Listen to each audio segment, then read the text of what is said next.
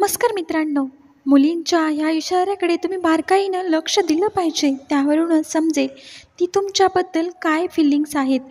Number 1, आपल्या आयुष्यात अशा काही गोष्टी घडतात त्या आपण दुर्लक्ष करतो आणि त्याचाच तोटा आपल्याला होतो.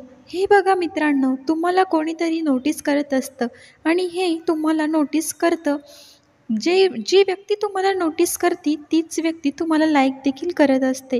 लक्षात ठेवा, त्यामुळे समोरची व्यक्ती तुम्हाला चोरून चोरून सारखं सारखं पाहत असेल तर ती तुमच्या प्रेमात आहे, पण ती तुम्हाला बोलून दाखवत नाही. मित्रांनो, जेव्हा ती चोरून तुमच्याकडे पाहते आणि जेव्हा तुम्ही तिच्याकडे पाहता तेव्हा ती लाजून खाली बघेल आणि स्माईल देईल. त्यावरून समजून जा ती तुम्हाला लाईक करते. त्यावेळी तुम्ही तिला रिस्पॉन्स द्या. नंबर 2, मित्रांनो, तुमच्या कलिग्सकडे तुमची चौकशी करणे. जर तुमच्या जवळच्या व्यक्तीकडून ती तुमची माहिती काढत असेल तर ती तुमच्यावर प्रेम करते, कारण कोणतीही मुलगी अशी कोणाचीही माहिती काढत नाही.